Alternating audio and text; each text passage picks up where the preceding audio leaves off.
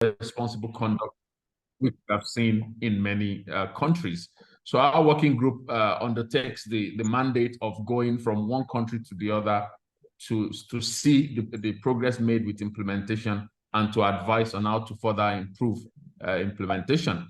And in doing that, we structure our work around 5 key areas. Number one is that we prepare thematic reports that focus on what we see in the field. And those reports are often presented to the Human Rights Council in Geneva or to the UN General Assembly in New York. And our reports in the past have looked at activities, different topics, whether gender and human rights, addressing addressing the role of banks and financial institutions in human rights, access to remedy, human rights due diligence, and the likes. And just recently, I was in New York at the UN General Assembly to present our latest report on extractive sector, just transition and human rights. As we speak, I'm joining from Dubai to attend where I'm currently attending the COP. So everybody is talking about climate change, and our report tried to situate how we can ensure that efforts to address climate change does not result in human rights abuse. And we've seen a number of studies and reports showing that some of those efforts aimed at addressing climate change, especially energy transition projects, may result in job loss, may result in unemployment in some countries, may even result in land grabs as a result of efforts to implement climate projects. So that report documents those evidence and how we can address them to ensure that the energy transition and efforts to address climate change does not worsen human rights situations, especially in resource-dependent countries. And I think if you've not seen that report, it makes very good reading. So it's available on our website, Extractive Sector, Just Transition, and Human Rights. In addition to reports like that one, we also do what we call country visits. And country visits provide us the opportunity to go to the ground in different countries to see the progress made and the challenges that remain. And in the past, we've visited 18 countries. In Africa, we've been in Liberia, in Kenya, in Ghana, and hopefully we will be able to add Nigeria to that list in the near future. And next year, we will be in Tunisia and Colombia to examine efforts ongoing in those countries to develop their own national action plan on business and human rights. In addition to country visits, we also have our annual event, the flagship forum on business and human rights. And we just had this year's forum last week in Geneva, and it attracted more than 4,000 attendees. And it was very good to see some of the stakeholders in Nigeria, in Nigeria's business and human rights agenda playing active part in that forum. And we're already planning for the next one in Geneva next year, and we look forward to seeing as many people as possible. In addition to that, we have the African Forum on business and human rights. Like this year, we had it in Addis Ababa in Ethiopia in September, and it normally provides an opportunity to share experience with other stakeholders working in the field. And of course, if you need more information on these activities, I'm always here and happy to provide them. Of course, the fourth aspect of our work that I may flag is our communication procedure, which allows anyone anywhere in the world to send to us allegations of irresponsible conduct by a business. If a business is investing in a manner that violates human rights, then you can send that communication directly to us. Our working group notes that we get a lot of communications from different parts of the world, but very few from Africa, which is quite surprising given some of the record of irresponsible business practices that we've seen in many countries by businesses. So I think civil society actors may want to use that communication procedure and normally when we get such reports, we do issue press statements, condemning such activities by a business if we think it is necessary. And why are we doing all of this? This is an attempt to ensure inclusive growth. We want to avoid a situation whereby businesses will come to Africa and get away with things that they may not be able to do even in their own country, in terms of wielding corporate power to deny people their fundamental rights. And I think that is the starting point, the need for green growth. the whole world has realized that we need economic activities, we need investment, but we want investment to be done the right way. And the right way is the human rights way. An approach whereby investments take into consideration environmental sustainability as well as social inclusiveness. And I normally say that in the past, businesses, of course, businesses are realizing that the model of the past whereby you place profit first, above your profit first, then you say people and planet later.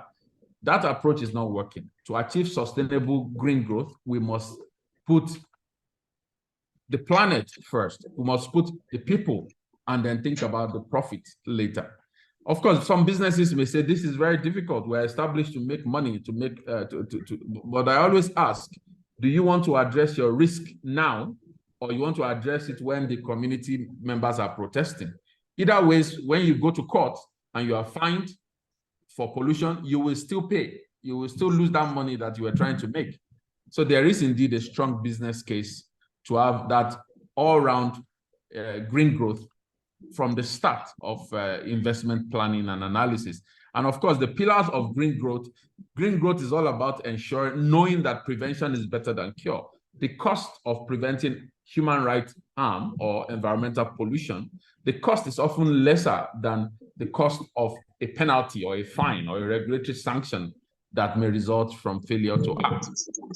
So green growth is about efficient and sustainable resource use, creating green economic opportunities in an era of climate change, in an era whereby everyone is worried about leaving a better planet for our future generations. Then a smart and responsible business will start thinking of how to ensure that some of their products that may not comply with environmental standards can be changed and addressed in a manner that will be competitive. Another business case for such an approach is that these days we've seen a rise in countries rejecting goods that don't comply with such standards anyway. So if we want our products to be globally competitive, if we want to have a competitive economy, then we have to introduce some of these principles at the start. And these norms have been recognized in a wide range of international instruments. Of course, I've talked about our document, the UNGPs, which talks about the need to prevent, investigate, punish, and address human rights abuse in all business operations. And this is all about ensuring prevention, do no harm. The bottom line is to ensure that investment activities do not result in a violation of human rights. And it includes all human rights, whether we're talking about the human right to a clean, healthy, and sustainable environment, or the human right to liberty, to dignity, human right to life, and the likes. The bottom line is to ensure that any investment activity that may jeopardize any human right is not approved to proceed in the first place.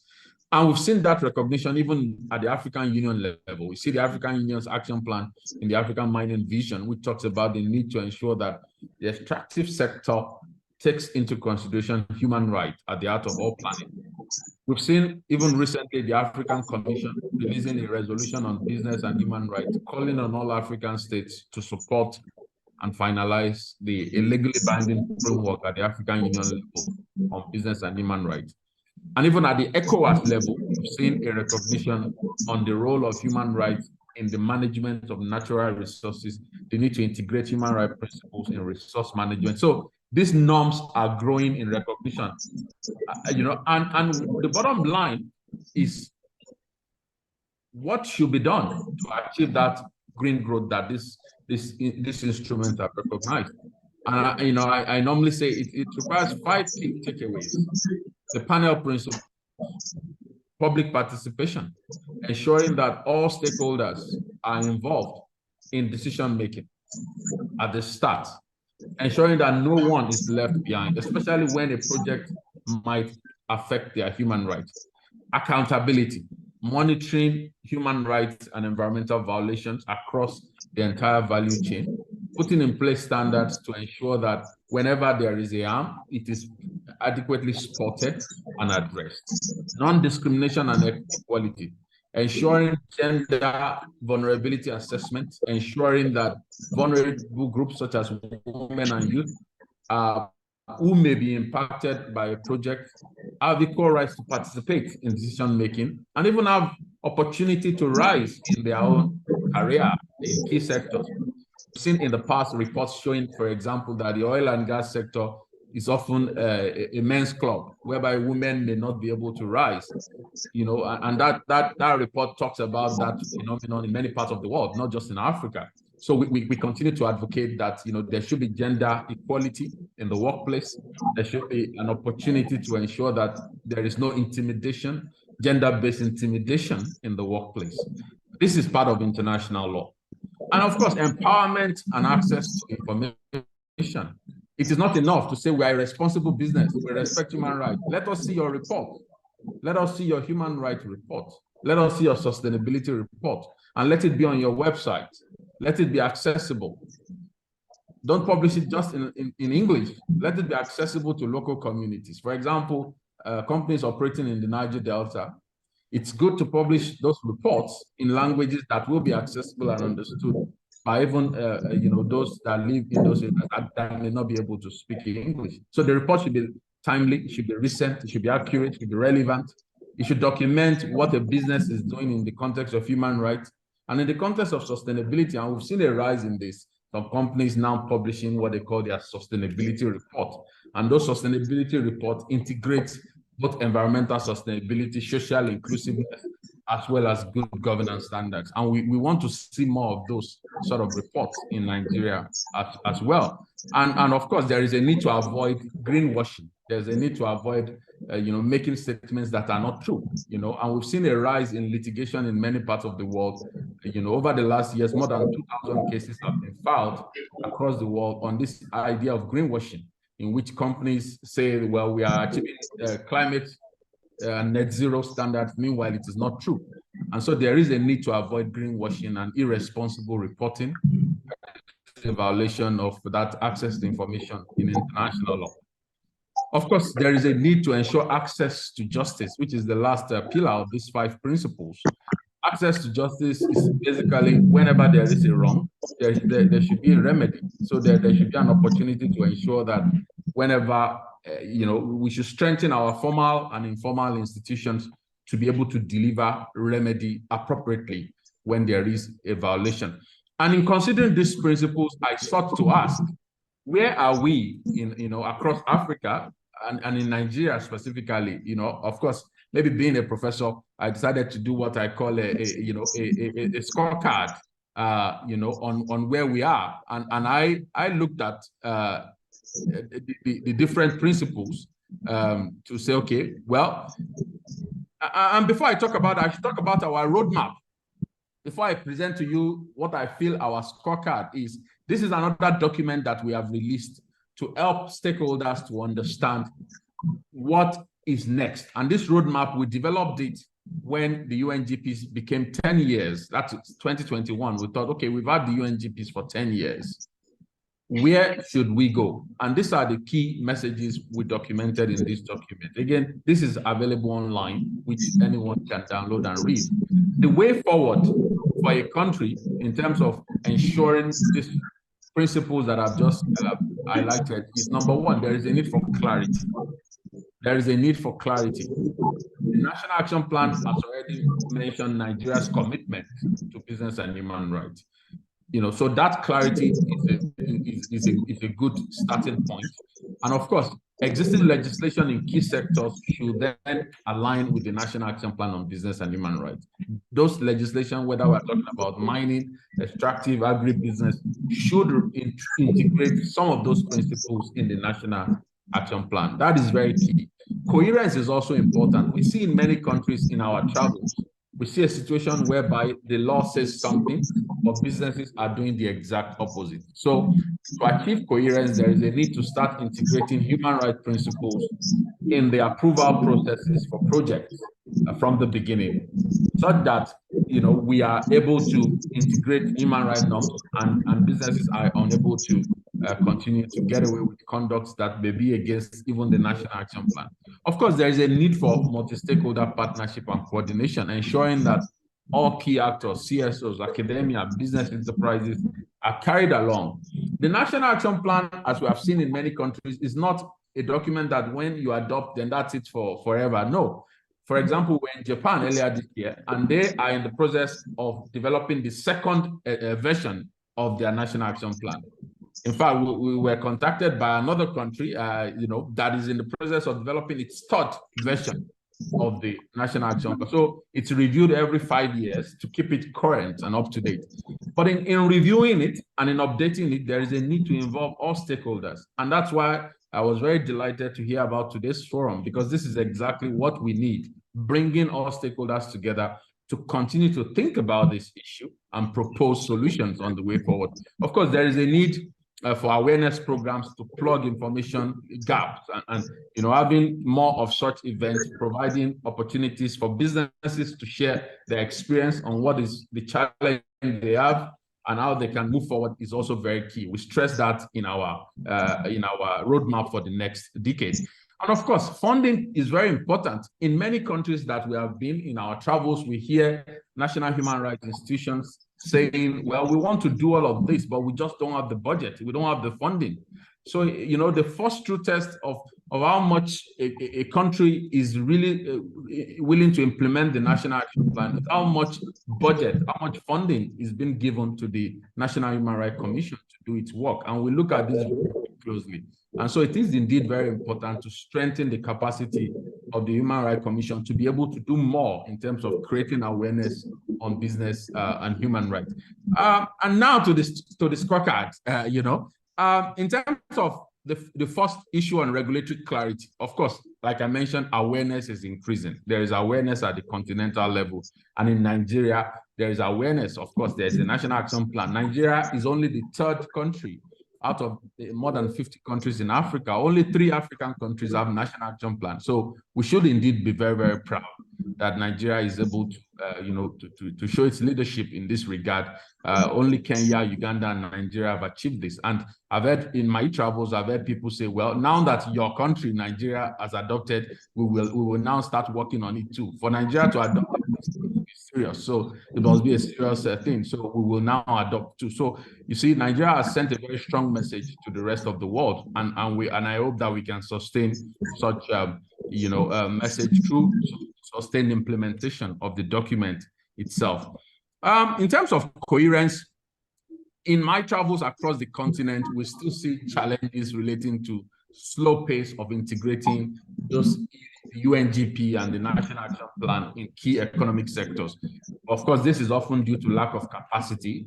And of course, in some countries, we've seen concerns over rise of course, the persistence of corruption, illicit financial flows. You see the UNCTAD report, for example, saying that an estimated $88.6 billion, which is equivalent of 3.7% of the GDP of the continent, still leaves the continent illicitly.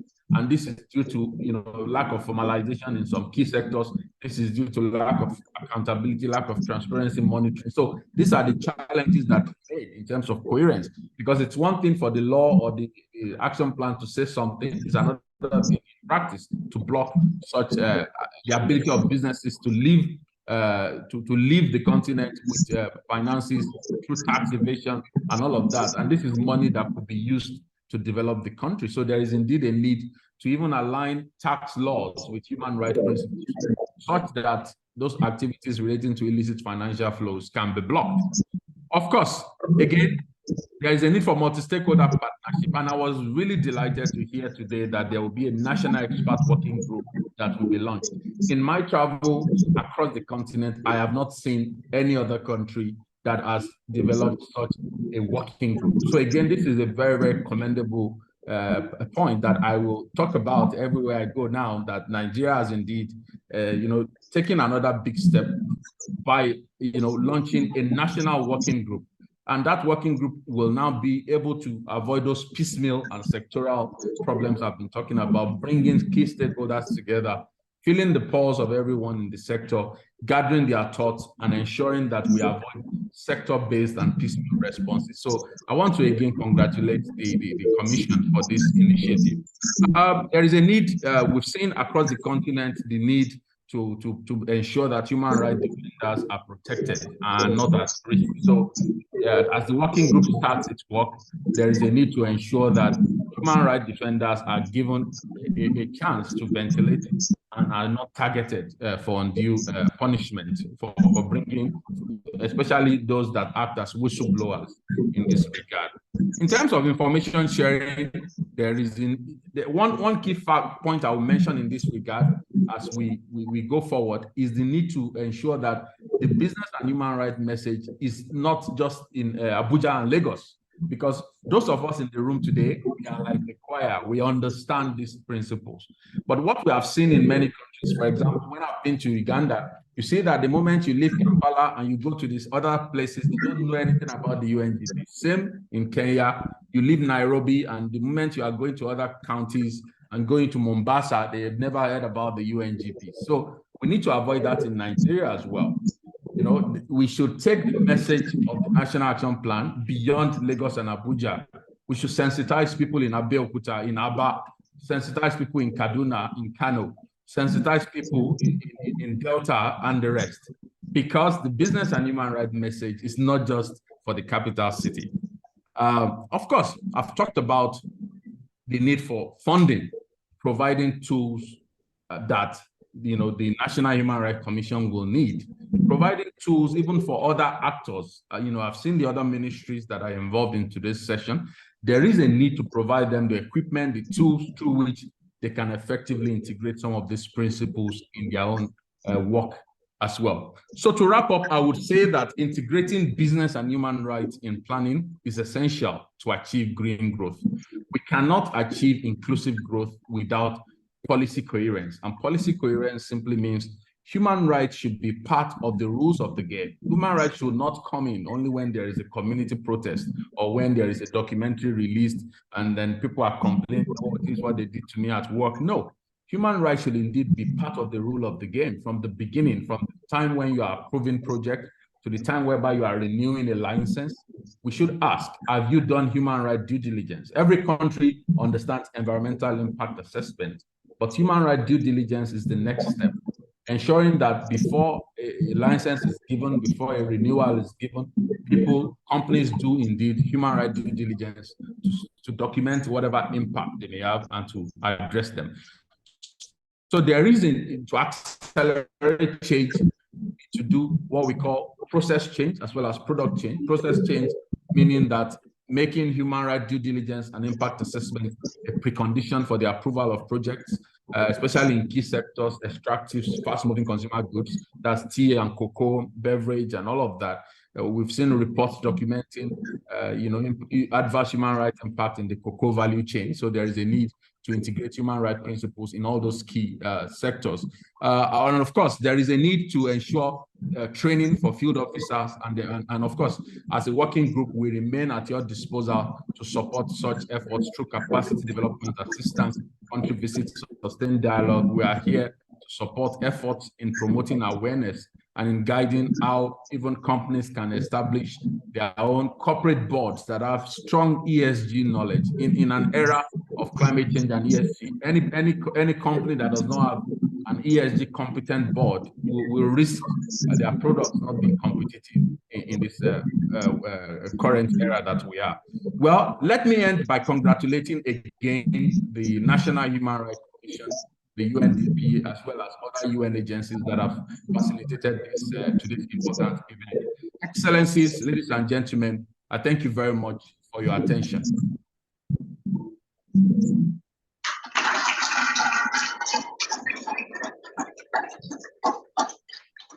Ladies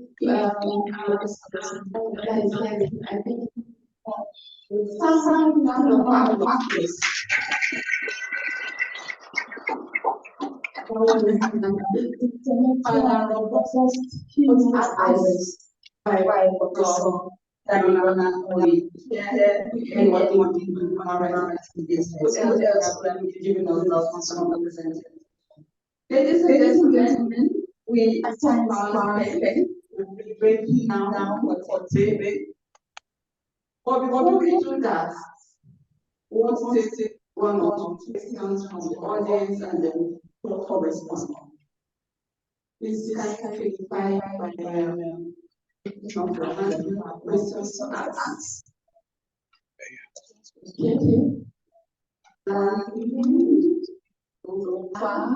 Mr. Oga, the mic, see him standing there. Close, go and give him the mic.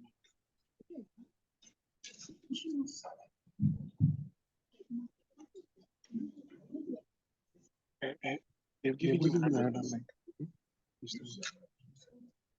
it? Everyone.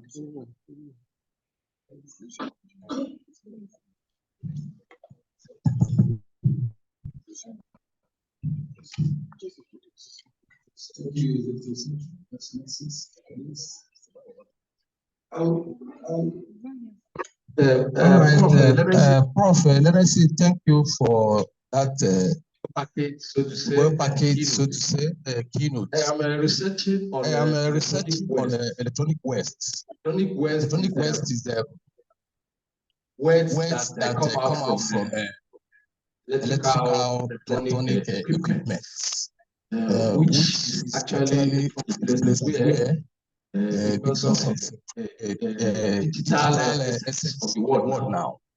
Now this has value and equally has dangerous or hazardous elements. They are being shipped into developing countries like Nigeria, where management is not on optimal level. Now, my question is this. Is there anything your UN agency can do with respect to shipping or monitoring the way these items come from Nigeria and come to Nigeria? I'm working with because around Lagos area, kids are involved in harvesting what is called rare elements from these items. Very unmindful of the hazardous element of this. So I'm just trying to find out whether it's possible for your unit at the UN, together with National Human Rights Commission and National Working Group that is coming on board, to probably get the low-hanging fruit of starting enlightenment campaign across Nigeria on the hazardous nature of this particular equipment, despite the fact that it has value for the business. Thank you.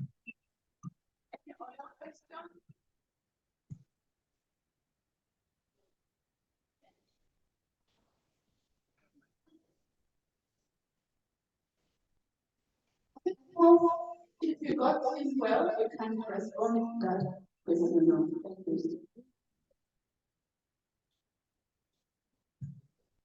All right. Yes, I did. The question is about electronic waste and what the UN, especially our working group, might be doing to address that. And it's a big issue, it's a big problem, and we see that this issue of electronic waste impacts. It's a violation of several international treaties, especially when you look at the Basel Convention and the likes on the movement of hazardous waste and a number of other instruments, including human rights instruments. You see that movement of waste is a violation of the right to clean, healthy, and sustainable environment in many local communities as well. What we see is what you mentioned, which is the lack of awareness on some of these issues, because it becomes a waste when you are aware that it is not useful. The reason why that shipment continues is because there is a demand for it. So there is indeed a need to address the demand side of why electronic waste continue to proliferate our markets in Africa. So how do we address that demand side? There is a need for awareness and sensitization. And in the past, the OHCHR has as part of his BTech project, they've talked about some of the issues as human rights issues associated with technology generally, both their use as well as even their disposal. So I think some of the reports that they've issued might be useful in this regard. But of course, we are also open to creating, to organizing such awareness programs. But what we see in many countries is the need for the responsible agencies at the local level to take the lead in such efforts. International law can say something. All these international norms can say A, B, and C. But in the end, it is the implementation at the national level that will make the difference. So we hope to work with the Ministry of Environment, for example, to create awareness. We work with the National Human Rights Commission to sensitize on this issue, because these agencies can understand the local context better, more than we can ever do at the international level.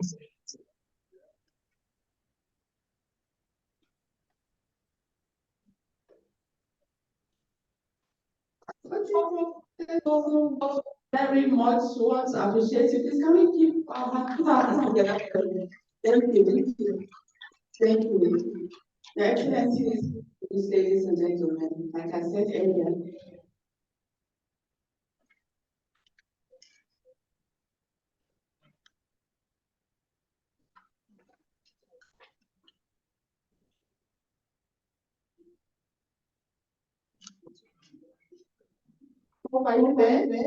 thank you very much. Has been a very, very intellectual and robust presentation. So just few minutes, then I'll still can say something like business. You have the thoughts. That's my team.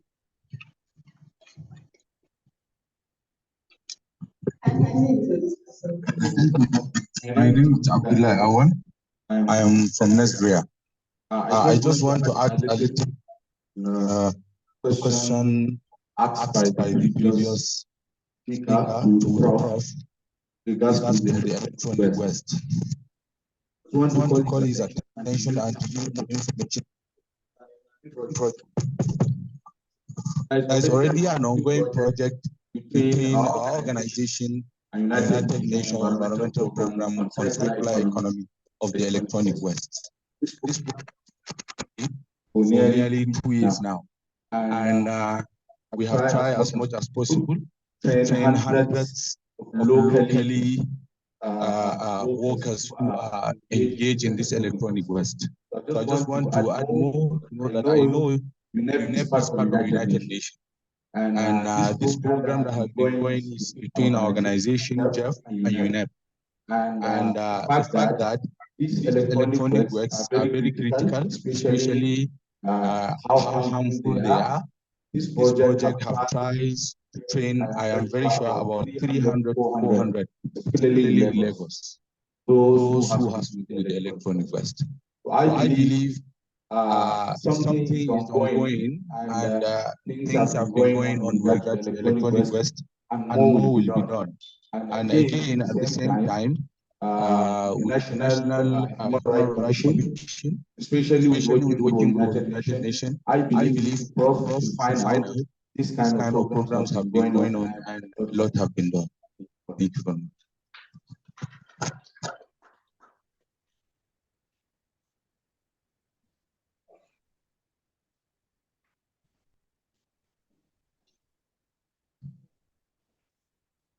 Thank you.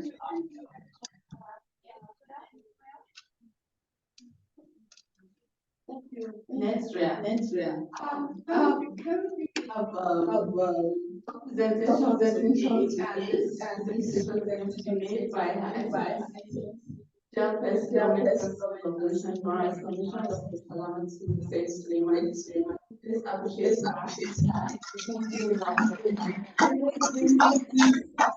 very important presentation to our wonderful providers for us to discuss. First, like the presentation of the NDP for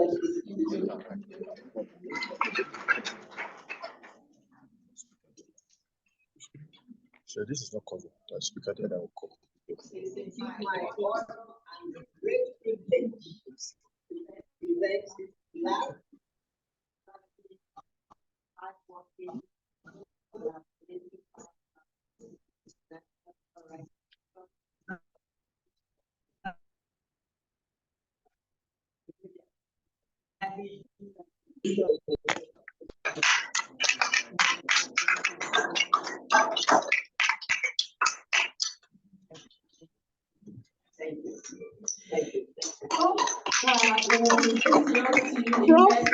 We'll present yours to you in person.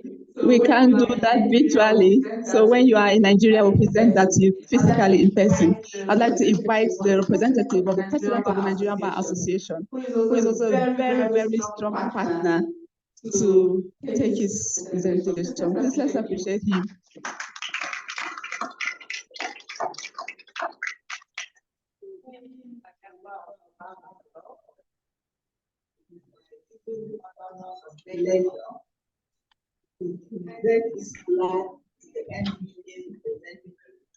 I'm also proudly say that the President of the Nigerian Bar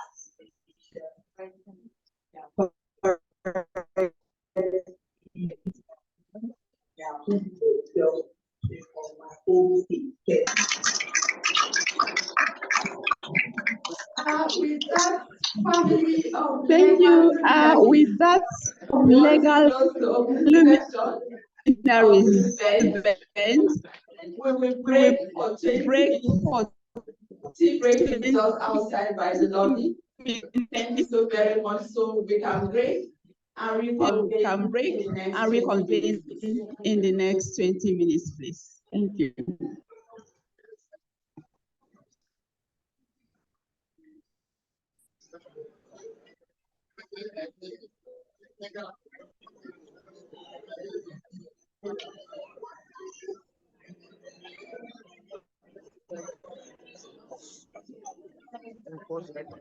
Yes. Now that everything that we'll be talking about the home capital, national action on the business and development. I would like to start this by just telling us that we are now getting to the crunch of why we are here today. We have had all the political and intellectual niceties of the morning. The high-level speeches by all our bosses and partners, and now we want to talk about where we are and how do we proceed next. I want to start by telling you that as speakers have already said, Nigeria is one of the elite countries that have the National Action Plan on Business and Development. But it is not the National Action Plan on Business and Development that is the main issue. It is what we do with it. So you'll be hearing from Batonji Oko and on the context of these policies. And thereafter, I will come to wrap up that presentation to talk more on the next step. After that, there will be a symbolic inauguration of the National Working Group. And then we will go into the presentations by the International Labour Organization, by Global Rights. Both of us will be talking to us about the role of business in advancing human rights. After that, we'll be going for lunch and we'll be calling it a day. I now have the pleasure to invite Deputy Director Legal, NHRC, Batonji Oko, I think he will be leading the movable, the mobile, Thank you. Thank you very much.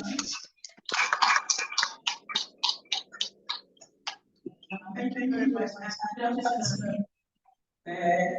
Chairperson of the National Government Council, my fellow legislative secretary, members of the esteemed body, the government council and the representatives. It's my pleasure to present us the work is layout of the National Action Plan on Business and Human Rights. Now, we all have been said so many times, business, like the discussion always been, that the business has no link, no business with human rights. Human rights should go ahead and pursue human rights. Business is for the purpose of making profit. But I always argue that you cannot do business effectively and make profit and sustain it without extremely human rights into its operations. Let's take for instance, you want to go to agriculture, you're going to mechanize farming, and you're going to get land. One of the things we require to do is to do what we call do business, which is one of the principles of the business and human rights. And you have to pay compensation when needed. If you are going for exploration to get licenses, you are going to excavate, explore, to check whether you are seeking minerals or not. And by so doing, you are digging trenches. These trenches, if not properly covered, can become death traps to community, host community, and that's right to life. So you cannot do business effectively without mainstreaming human rights into its operation. So we now talk about basically like keeping the now in the first place. So this is just the outline of my presentation. I'll try to be as brief as possible. The development of the app. The United Nations Council, Human Rights Council, have come together and have been deliberating with multinationals and how to ensure human rights into its operations. And by so doing, one of the document that came up was the United Nations Guiding Principle on Business and Human Rights. And what that document states is that each state should consider the desirability of drawing up a national action plan. Thank you. And this national action plan should identify steps where the state will improve the protection and promotion of human rights. This was what was decided at Vienna Declaration of 1993. So, in the National Action Plan, the government is called upon to one, accept the current measures in place to protect and promote human rights, identify areas that need improvement, commit to improving the monitoring, protection, and promotion of human rights. And what I think the action plan is supposed to do is supposed to integrate, systemic national strategies to help realize the advancement of human rights. It's also supposed to be a product of broad consultation, and cooperation involving a broad spectrum of stakeholders, government and non-government organizations. And that's what the Commission did in 2014 when we began the process by developing a national baseline. It was for national baseline that what we used to now move into consultation with the stakeholders, and that what happened in the first draft. And so what happened in that first draft, like it didn't go further, was the fact that it didn't have an implementation strategy. Why that's why we had to go back to the drawing board. Now the United Nations Working Group of Business and Human Rights everybody mandated to promote the implementation of the UNGP and prescribe the development of NAP of BHR, in conformity with the United Nations Guiding Principle. So in 2016, they released a guideline on NAP, on the NAP of BHR, and that NAP is supposed to give a comprehensive guide on the process that should lead to the development of the NAP. It should be inclusive and transparent. I'm sure most of the stakeholders here have been part of the initial draft. And even when we now review the initial draft, a lot of consultation went on into that. And the emphasis should also be on stakeholders' involvement in the development and updates of the NAP, and their views need to be taken into account.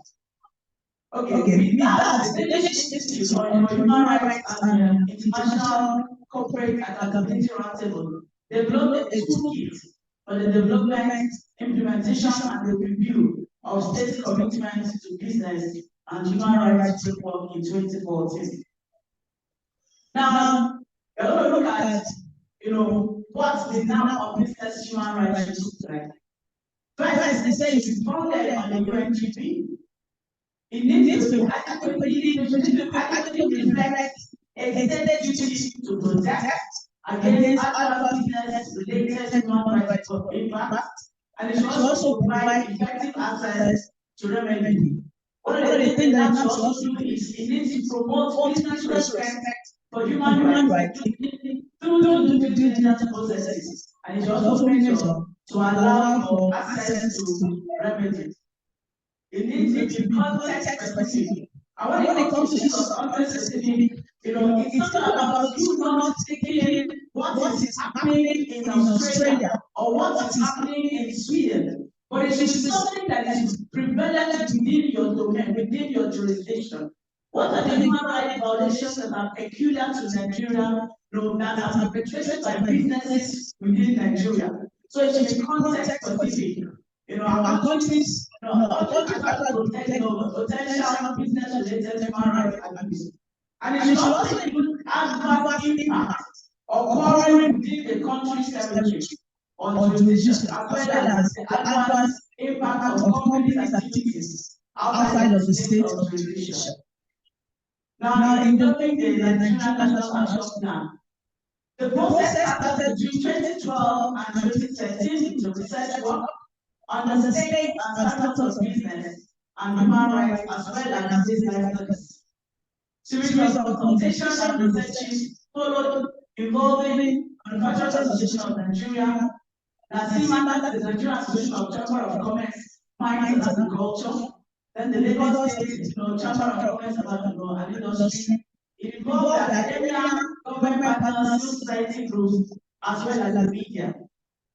Our initiative now to give the credit, the credit goes to the African Center for Corporate Responsibility and some other stakeholders, and of course, Oxfam for supporting a number of the processes. Further, much credit also goes to Global Rights Nigeria for consistently working on the lab over the years. Now, why do we now? That's the question that we'll be asking us. What is the essence of happening now? We realize that without agenda, strategy, or plan, you will have chaos. If you don't have something that will guide businesses, everybody will just go at the police, and they won't even see that they are violating rights. Without enough violations to go unchecked, companies will arise between businesses and communities, leading to losses for businesses, communities, and governments. Government is also able to meet its obligations to the people and to businesses. So the now business and human rights will assist businesses in advancing human rights agenda and provide the regulatory environment for business operations. And when it comes to this, there's something that the Commission has just been doing recently, and that is to help also train regulators. Regulators that have remedial mechanism embedded in their framework and their mandate. Because when we're waiting for the approval of the document from FED, just felt there's no point sitting down and waiting until the document is approved. Let's try to do that. What do we do to ensure that the access to remedy framework is given effect to? And we'll talk about looking at organizations that have regulatory abilities that can also have a remedial framework to help give support to people whose rights have been violated, because it's not everything that the Commission can handle. And so the partners we started with NCC, NOSRIA, and CBN. That was what we had the balance sometime last year. So we're wrong to just say that so what is the role of the Commission? In 2010, the Edinburgh Declaration has spelled out the role of human rights institutions in the process. And in that declaration, were enjoined to engage with the respective government to promote a greater awareness of the impact of business enterprises on the realization of human rights and the relevant state obligations with regards to the promotion and protection of human rights in their own jurisdiction and extra-territorially. Now we'll go to the content of the NAP. What is the content of the NAP? The NAP of business and human rights is in line with the United Nations Guiding Principle. and it reviewed its commitments in pillars. First and foremost, pillar 1 deals with the state's duty to protect. Now, in this area, the state is to ensure the respect for the rights of citizens and prevention of infringement of these rights by businesses, activities, or actions through various legitimate avenues, including regional instruments and mechanisms, out in place. And one of the documents that we actually hoping that we will use to also ensure this protection is the draft African policy on business and human rights. Already we have what we call the African Mining Vision. We have the African Commission on People and Human and People's Rights. We have the African Court on Human and People's Rights. We have the sub-regional, sub-regional ECOWAS instruments and then the African Continental Trade.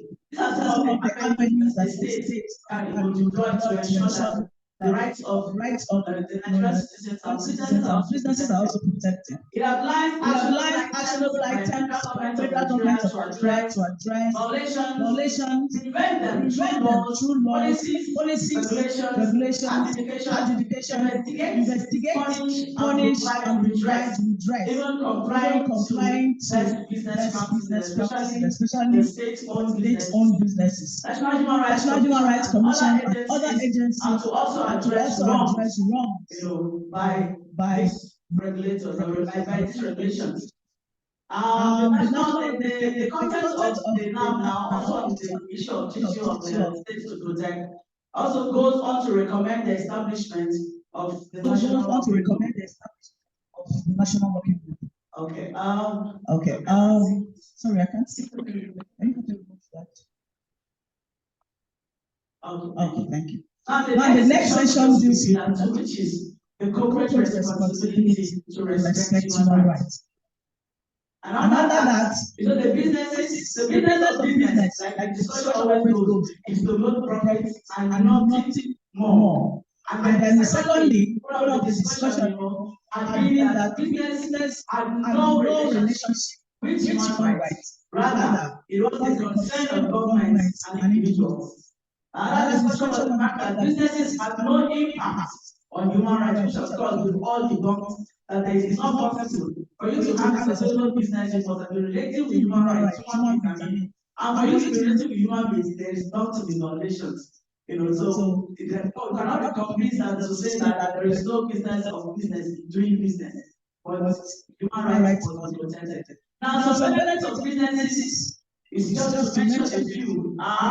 The creation of employment, economic growth and development, transfer of technology, foreign exchange earnings and contribution to GDP.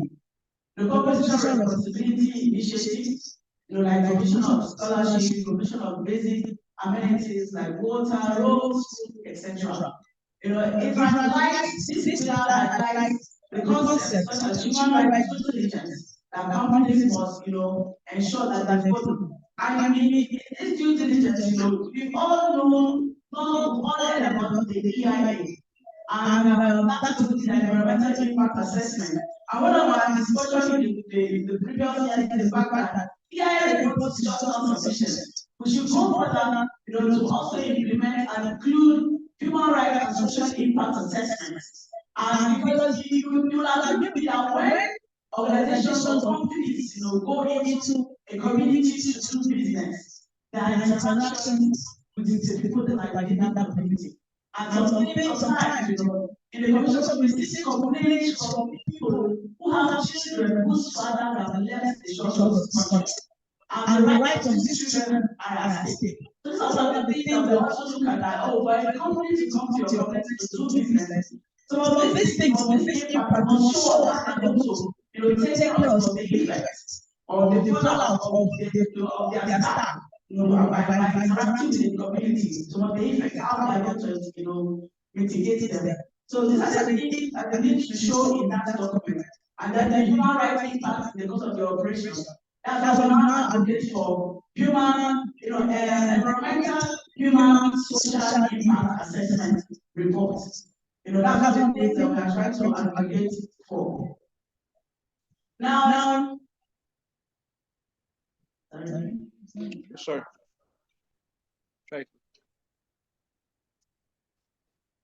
Okay.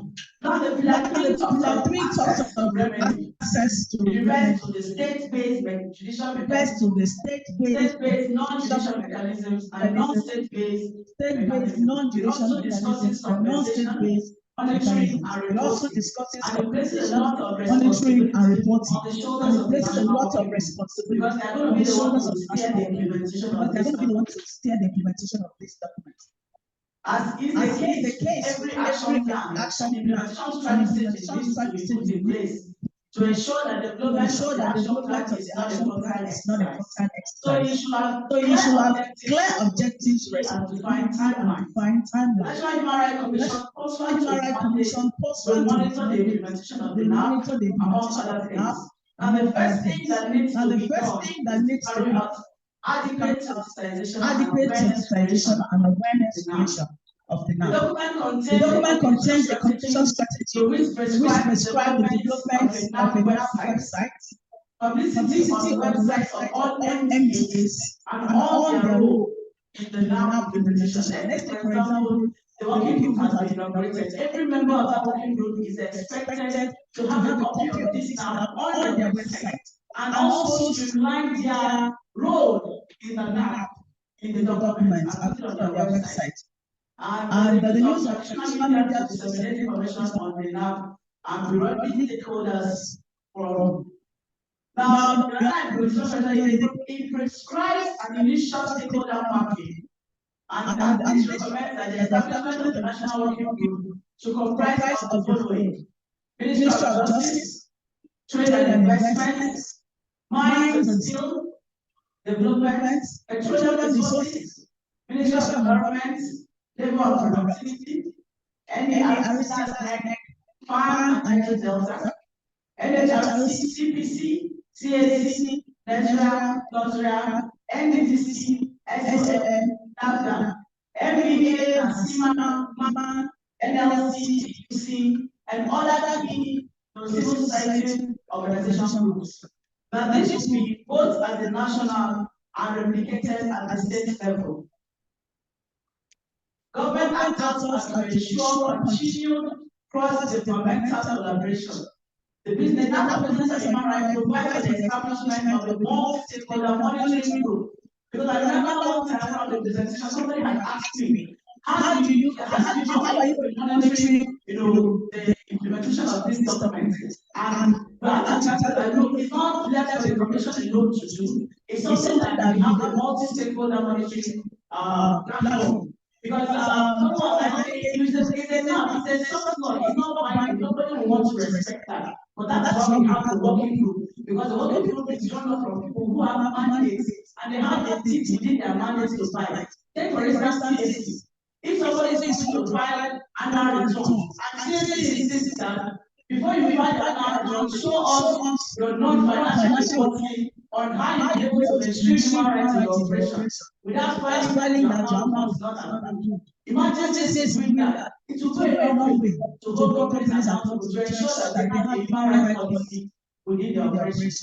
So that's why we need to have this cross-cutting and multi-stakeholder monitoring group that defines the modalities of monitoring and implementation.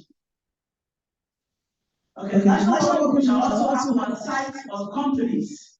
We have to go through the company's due diligence activities. That's what we think that the National Working Group is going to be doing. And I'm going to be expecting their human rights due diligence impact. They're going to be submitting that to the working group. We're going to be expecting that. And one of the things we're going to be doing with that is at the end of the day, we're going to have something that we call like a grant, like an award for companies who are able to pass tests so that you also help their supply chain.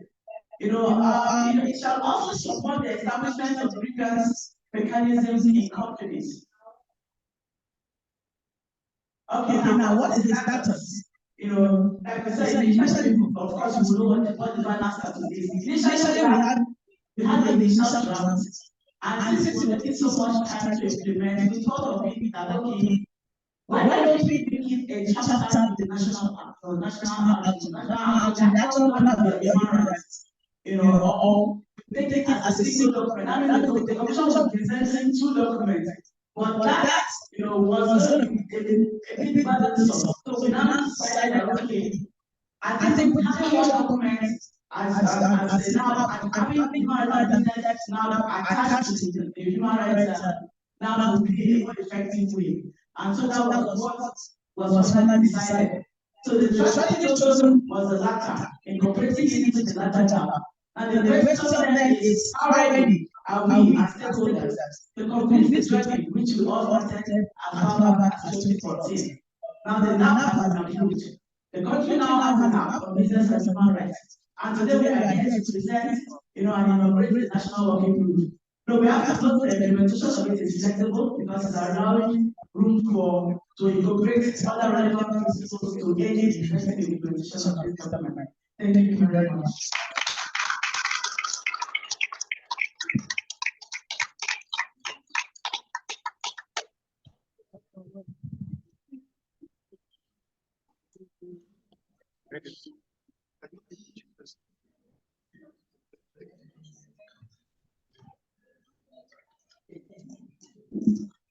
Thank you very much, Prodigy.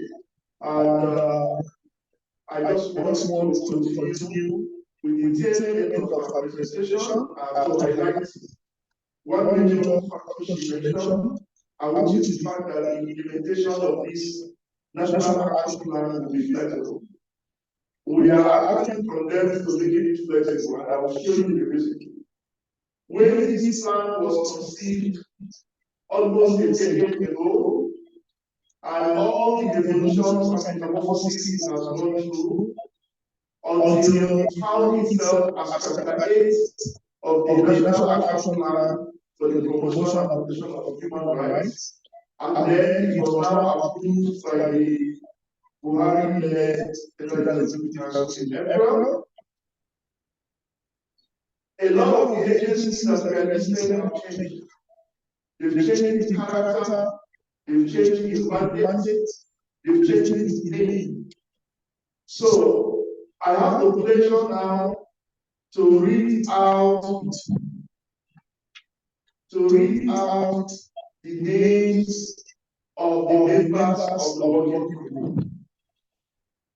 As always, in every list, there is the last omnibus clause and other organizations. You understand what I'm saying? So there are not other organizations because we know that the world of business and human rights is very, very hard. But for the government organization, I started by issuing the earlier caveat that names have changed, mandates have moved, but one thing we know for sure is that the National Action Plan must be implemented to the core and to the reality. So I have been asked to read out the names of the members, and we will have the honor collectively of having Her Excellency Dr. Salamatu Hussein Suleiman, Chairperson of the Governing Council of the National Human Rights Commission, to do us the honors of inaugurating the National Working Group on Human Rights, on business and human rights. Number one, of course, I will start from home, as selfish as I may be. National Human Rights Commission, Ministry of Justice, Ministry of Trade, Industry and Investment, I know that is still your name. Ministry of I'm looking at the two documents now, older than you. Ministry of Marine and Blue Economy was not originally there, but it's now there. Ministry of Agriculture, standing alone now. In those days, it was Ministry of Agriculture and Water Resources. And joined to now we have Ministry of Water and Sanitation. We also have Ministry of Water Resources and Sanitation. We have Ministry of Environment. We have Ministry of Niger Delta. We have Ministry of Petroleum, We have Ministry of Oil, which has been on gas, to Ministry of Petroleum Gas, and Ministry of Petroleum. Some of you may not know the difference. Okay. There is also now the Ministry of Mines and Steel Development, which is different from what we used to have as Ministry of Solid Minerals. We now have Solid Minerals distinct from Ministry of Mines and Steel Development. We have the Ministry of Labor and Employment.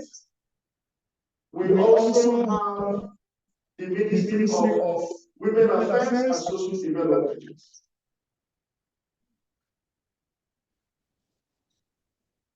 Continuing from the reign of government, now we are moving to parastatals and agencies.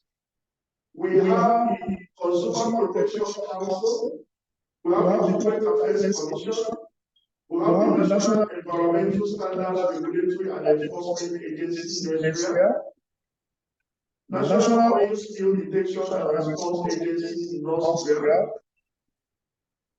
Niger Delta Development Commission, National Agency for Drug Administration and Control, NAFDA, Standards Organization of Nigeria, Nigerian Investment Promotion Council, Nigerian Bar Association, National Association of Chambers of Commerce, Industry, Mines and Agriculture, National Electricity Regulatory Commission, Federal Airports Authority of Nigeria, Manufacturers Association of Nigeria, Nigerian Labour Congress, Trade Union Congress of Nigeria, representatives of the private sector, representatives of non-governmental organizations with focus on human rights and business, gender, environment, and development. And lastly, and any other relevant organization. Ladies and gentlemen, I now have the singular honor and privilege to invite Her Excellency Dr. Salamatu Hussein Suleiman, Chair of our Governing Council, to inaugurate the National Working Group on Business and Governance. The Executive Secretary, National Human Rights Commission, learned SAM representing the Nigerian Bar Association, members of the National Human Rights Commission Governing Board, staff, and directors of the National Human Rights Commission, other critical stakeholders who have been here with us and patiently waiting and carrying out this honorous job with us. It is my singular honor and privilege in my capacity as the chairperson of the Governing Council of the National Human Rights Commission to inaugurate this National Working Group on Business and Human Rights. It is my fervent prayer that God Almighty will lead and direct you to carry out this responsibility, the benefit of our country, Nigeria, and its citizens. Good luck. Thank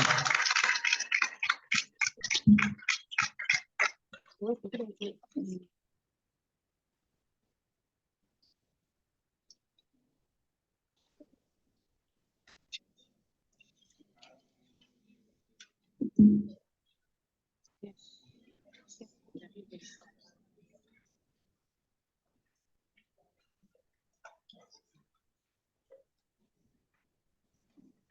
Finally, can we congratulate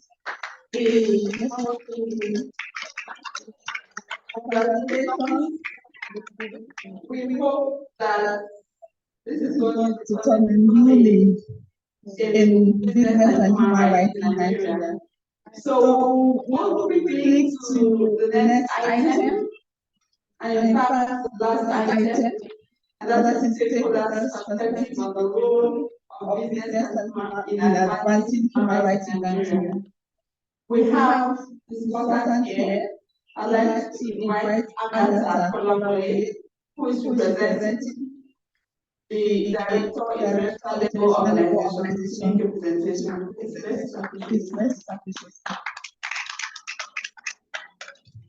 Thank you so much. Thank you so much. I want to join my predecessors' stand protocol. Really appreciating your excellency, for your patience with them, for the commitment to ensure that business environment are protected for all. Your Excellency,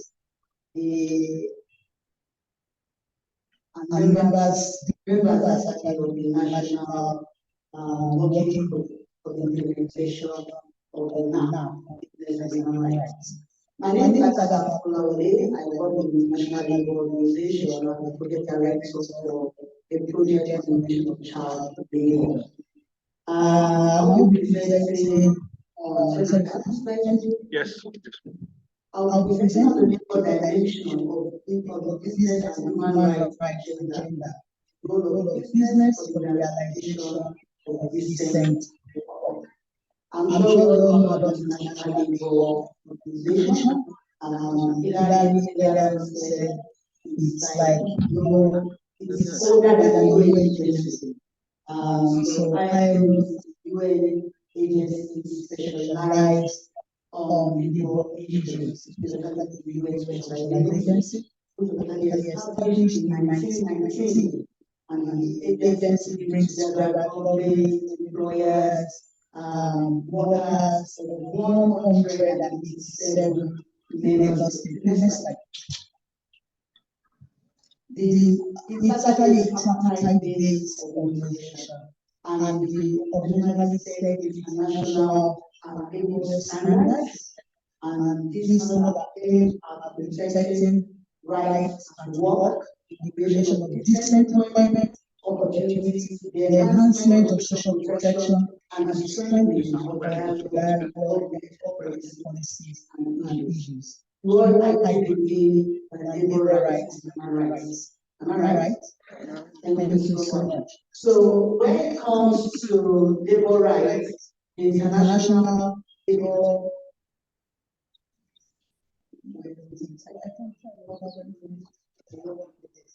Thank you. Yeah, so when it comes to labor rights, the business and human rights agenda is founded on international labor standards, and the International Labour Organization's constitutional mandate as the UN agency setting obligations in the world of work. ILO actually worked through several instruments, and among them is the UN Protect, Respect, Remedy, and guided principles. I'm sure a lot has been said about UNGP. We all know that the UNGP 2008 had a great mention of the ILO M&E declaration, and the M&E declaration also the ILO made mention of the UNGP. So it's like UNGP recognizes that when it comes to the protection of workers, protection of persons in the work environment, there is a need for us to actually refer to the International Labour M&E declaration. The International Labour also has what we call the Declaration of Fundamental Principles and Rights at Work. And the UNGP also calls business to respect the international recognized human rights, which is that understand at the minimum those contained in the International Bill for Human Rights and the principles concerning fundamental rights set out in the ILO Declaration of Fundamental Principles and Rights at Work. The ILO actually have 4 principles brought to 2022. We have 4 fundamental principles and rights at work. But in 2022, the members of the governing body agreed to the fact that the right to national safe and healthy working environment should also be one fundamental principles and right to work. So now 5 fundamental principles and right to work. These are freedom of association and effective recognition of the right to collective bargaining, the elimination of all forms of compulsory labor, forced compulsory labor, the effective abolition of child labor, the elimination of discrimination in respect of employment and occupation, and recently added on the right to safe and healthy working environment.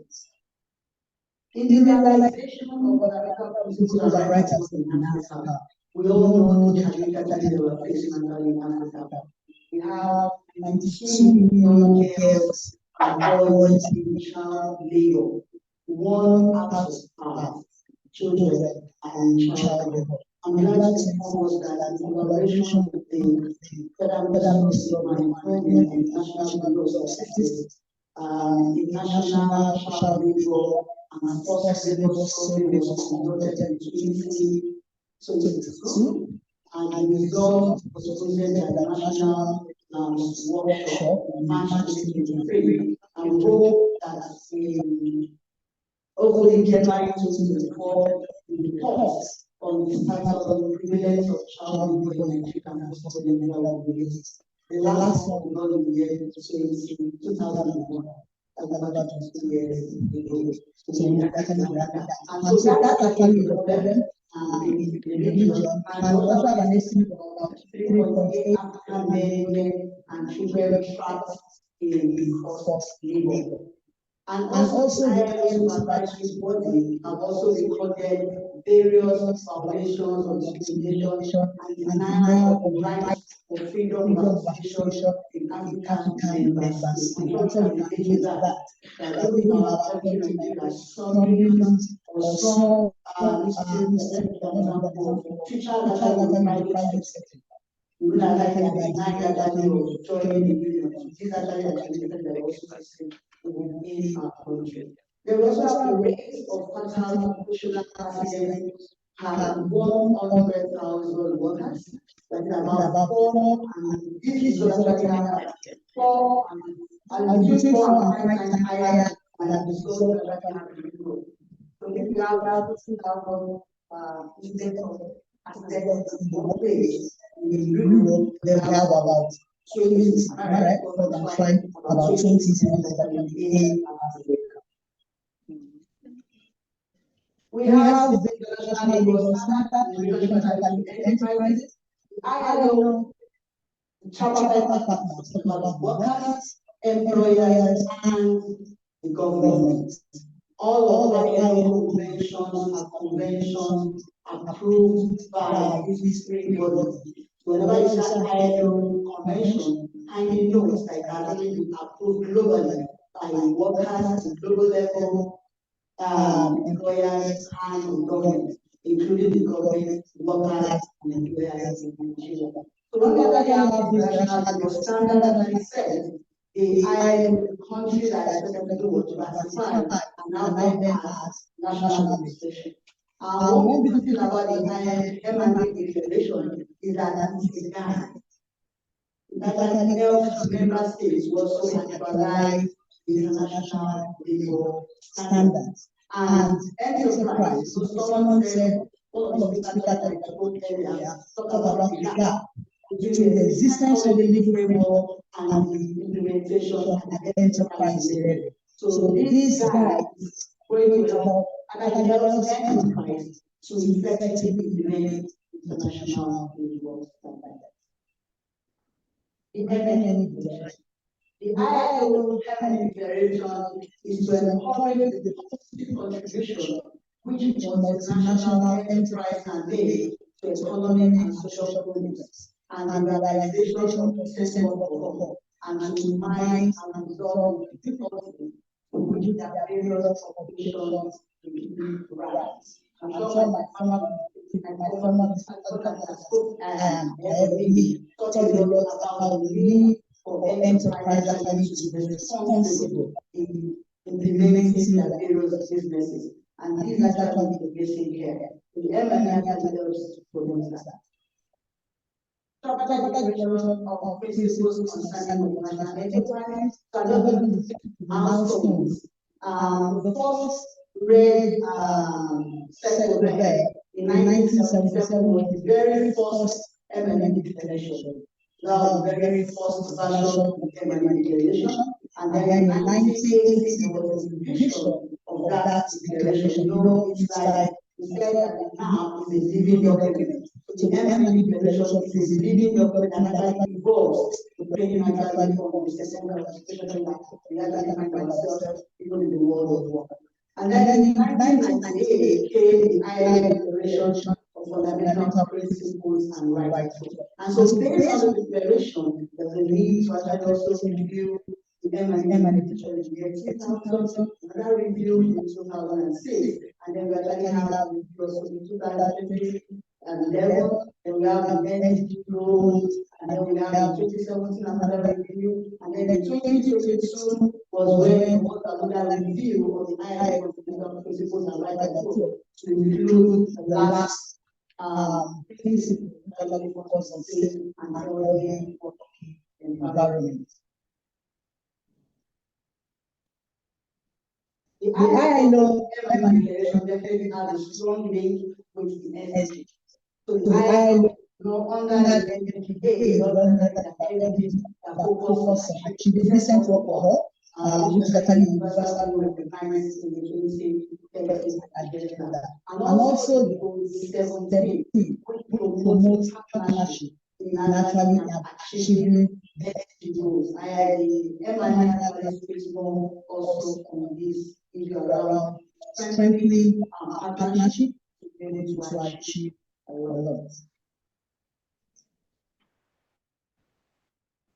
In reference to the M&E due diligence in M&E declaration, we know that there is a need in order to get human rights. In reference to the M&E, human rights enterprises, including enterprises, should identify and assess any actual or potential adverse human rights impact without being involved either as a result of their relationship. And that also covers you around the supply chain. So an enterprise, especially the multinational enterprise, are not just expected to just limit themselves to their own interventions, but they also need to consider their supply chain. So both at the national level and also at the host country, there's a need for them to adhere to due diligence in implementing their businesses. M&E declarations approach.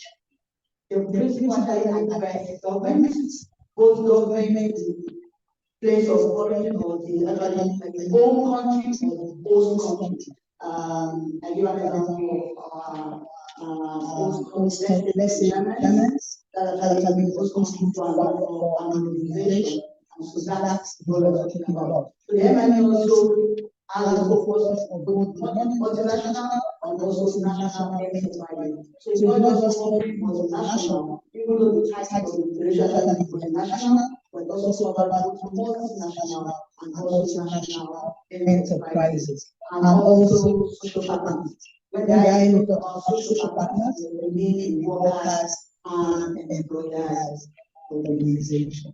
And I wonder how the National Action Plan for Business and Human Rights will incorporate the national body for employers in Nigeria. That's the National Employers Consultative Association of Nigeria. So at this point, also dialogue with various levels. There are tripartite dialogues, there are bipartite dialogue, the dialogue between countries and social partners, and then what we call tripartite dialogue, dialogue with enterprises, between management and workers, that we call the industrial relations. We also have the social partners and multinational enterprises. So we have the government, social partners, and national enterprises, and then we have dialogue between home and also countries of multinational enterprises. The M&E declaration covers 5 major areas which actually seek to actualizing decent work agenda. And these are what? So there are 5 chapters of the M&E declaration. The first one is general policies, which speaks around respect for the rule of law, realization of the fundamental principles and rights of law, conducting due diligence, aligning with national development priorities, and then we have the whole post-country dialogue.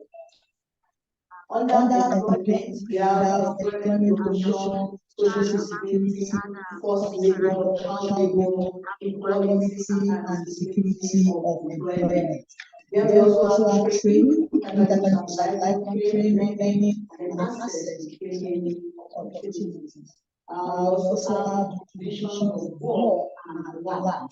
This chapter speaks around wages, benefits, and condition of work, and also occupational safety and health.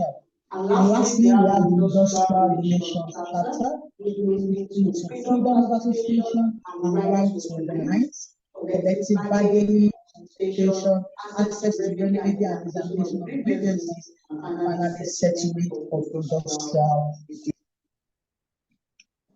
I said earlier on that I'm very sorry. I'll just fix this part of the M&E declaration. So the M&E declaration actually child root causes. The root causes. Thank you so much for this. This seems to be the first list of the sense. Child root causes the contribution of business and the business guide offered by the M&E declaration. So the M&E declaration actually speaks in paragraph 57, speaks to respect of minimum age and elimination of the worst form of child labor. According to the current Labour Act, speaks to the fact that children below the age of 16 cannot be engaged or cannot sign at the state a contractual agreement, which by implication, the child 16 and above can be engaged. However, the ILO, when I say the ILO, you understand that what? When I say workers, the employers, and government, ILO actually recommended that the minimum age for employment should be 16. And that actually aligned with the 18. And in Nigeria in the year 2012, the National Steering Committee for the Elimination of Child Labor has proposed to the National Federal Executive Council that the minimum age for engagement of children into work is 18. And that was approved by the Federal Executive Council. So we hope that we know it actually has been reflected in Labour Standard Bill. So once the Labour Standard Bill is released, then the minimum age to implement is. And so this is that members are supposed to respect the minimum age and also focus on elimination of child labor. So the other child labor are going to be child labor. Does that make sense? That the child actually employed are going to be child actually exploited. But the child actually the child of 16 from the and actually employed in job that is appropriate in their age and also in health age that is relevant. It's actually the focus and the development. The realization of fundamental principles and right to work is also under paragraph 5. There is a link between all of the fundamental principles. And that's actually what we go to that. So you actually, when you're respecting the principle, you're also in the way to provide opportunities for a very ground for the implementation of activities.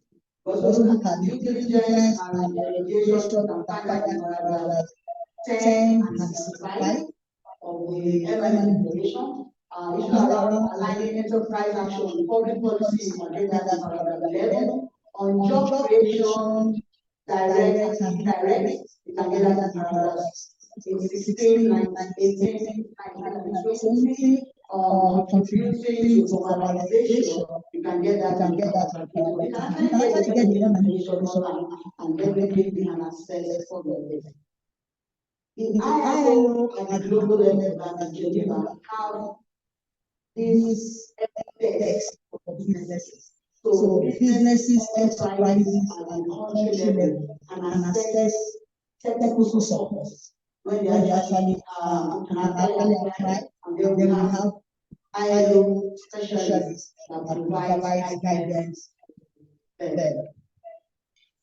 ILO also supports company union dialogue. Never that dialogue on the content that they bring ILO not only except when invited, whether invited to provide technical support at that point. ILO also talks about the national points of the promotion of the element regulation. Some weeks ago, there was a national election. Was part of the meeting. Our director that actually presented that was there at the meeting to train national stakeholders on the provisions of the element regulation. And this is basically to promote the element regulation at the national level. And so at that meeting, a roadmap for the promotion of the element regulation was developed. And one of the actions identified in the roadmap is the identification of the national focal points for the element regulation. We have right now countries that 10 countries have already identified their own national focal points. And so we hope that in the coming year, Nigeria will also identify its focal points. In some countries, they have focal points for government, and workers. But it's left to the country to agree on which organization will represent the country. The ILO also have what we call the self-assessment. So the ILO also was developed in collaboration with the International Organization for the self. So the tool also helps enterprise assessment to benchmark their corporate practices, policies and practices, guidance by the element. Most comprehensive global guidance to labor employment policies in the self-assessment tool for entities. Thank you. Thank you for your attention. And I also like to say finally that the International League to support the definitely of the NAM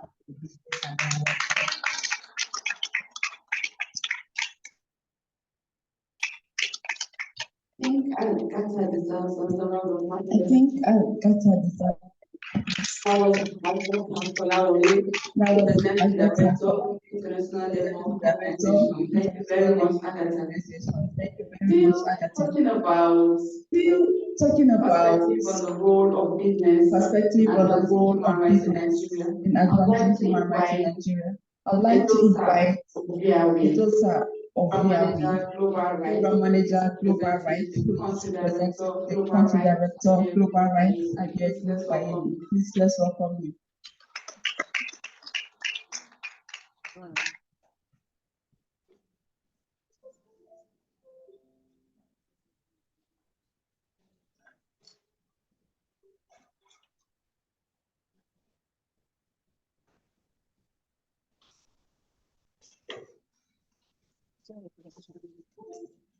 Good afternoon.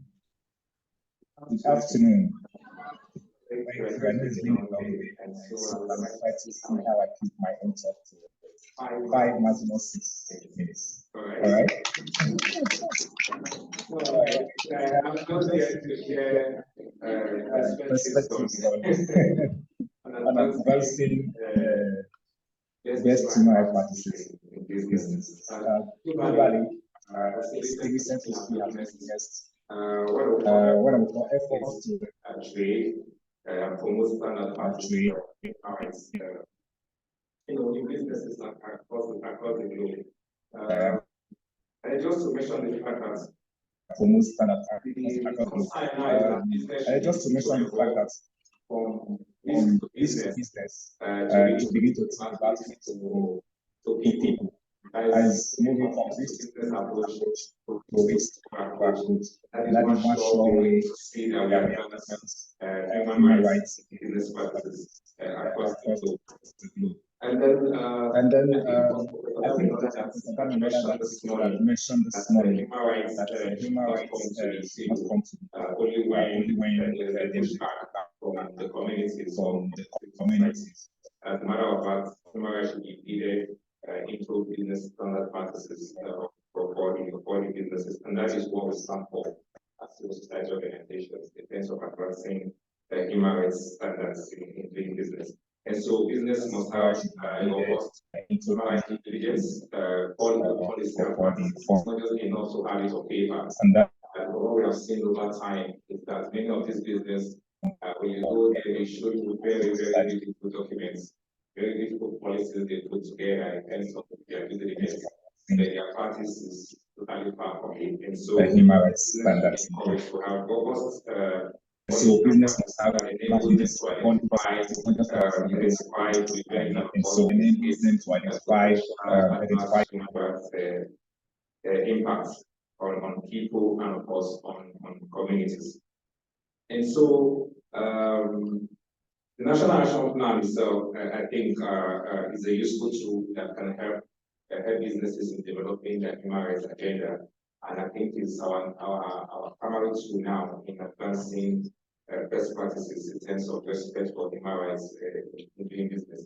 And so effectively implementing human rights intelligence by businesses can result in tangible improvements, including enhanced working conditions and of course reduced environmental impact. And when we're talking about the adverse effects of businesses on human rights, we look at it as the individuals, as individuals including their workers, of course, and of course as the business host communities, both as the people living in the communities, and of course how it impacts their individual human rights, including their rights to livelihood and their rights to a sustainable environment. And so in doing all of this, business should actively engage, and these are just giving recommendations in terms of how to promote or advance human rights in business.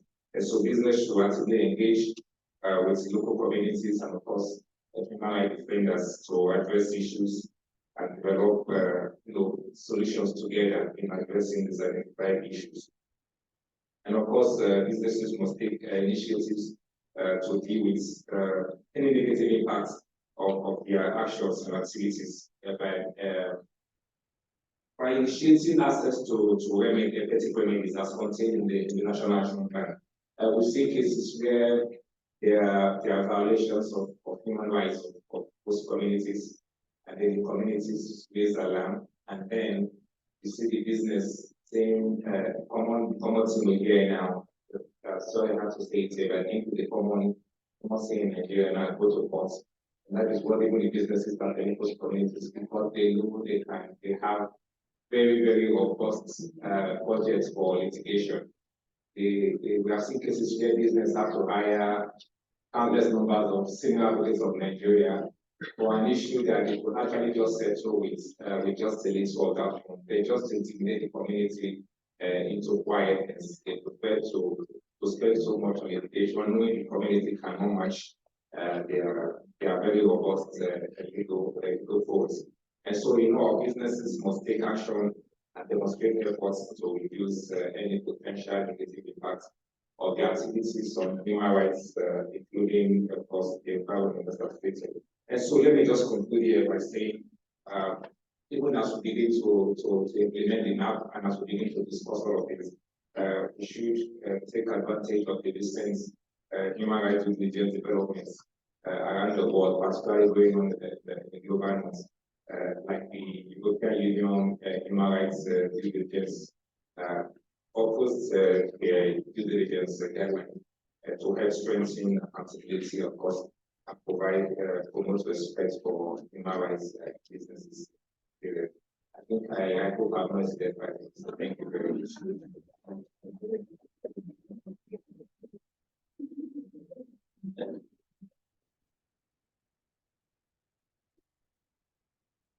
can see that it seems as if the law of diminishing return is setting in. Immediately he said he was going to make his presentation short. He had a round of applause. Please, can we appreciate him again? Thank you very much, Mr. Edosa. Now there's an announcement for people whose name were mentioned as members of the working group. Please, we need you to leave behind your names and your contacts or get in contact with Mr. Hillary, because I'm made to be aware that there's going to be a meeting in the first or third week of January, so we need to contact you as early as possible so you'll be available for the meeting. We are closely getting to the parking lots, but we will not do that until we get somebody to say a very big thank you to us. It's been a long day and we have been very tired. I'd like to invite Mr. Sunday 18 Daniel, Member Governing Council of the National Human Rights Commission. He was welcome.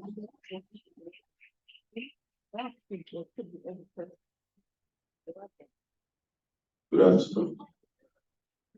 The chairperson of our commission, the executive secretary, very hardworking staff of the National Human Rights Commission,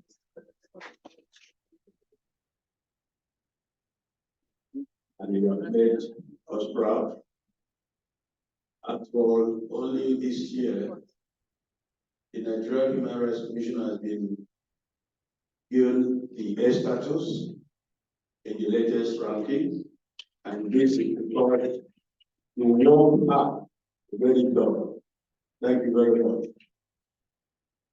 We have spent a long day, but I know that most of us are happy that we have come this far. But we need to thank all the people who have been very patient to wait with us and to be educated on the way forward and how to push the frontiers of human rights in Nigeria. When in the early 19th century, Britain had a lot of problems, and they brought Baron Thomas Macaulay, who wrote the Reformation in Britain. And they asked him what should be done to help Britain. And he responded with 3 words. He said, educate the people. Believe that once the people are educated, all their problems will be solved. I know that for all that we have been saying today is all about educating Nigerians, so that they will see what they need to do, how they need to do it, and why. So that there's a seamless progress as far as business and human rights concerned. So we need to thank you so much for sparing your time and being here with us, especially the recent ones.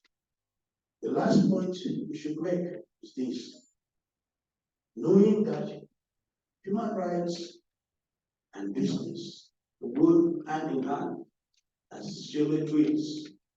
Businesses can never succeed except they instill human rights. What that means is that, as Churchill Winston said, he said, only an abyssal entertains a crocodile, hoping that it will eat him last. When you see something that is wrong and violates human rights, please raise the flag. Don't encourage it.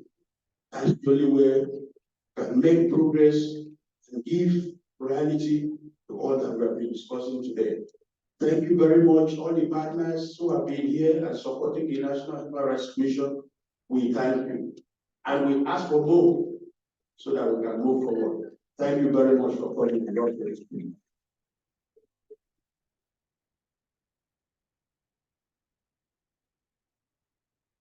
Thank you very much, sir. And thank you so much. Thank you so much for acknowledging the staff of the National Civic Human Rights Commission. We are glad to be part of the success of this great institution. Excellencies, ladies and gentlemen, this is the size of our package for today. We will continue again tomorrow. I'm sure you'll be well informed about tomorrow's activity. Lunch is at Oriental Restaurant on this floor. My name is Fatima Mohammed. Oh, tomorrow's activity, I think it's here tomorrow. Yeah. Someone is going to come to help me out here. So that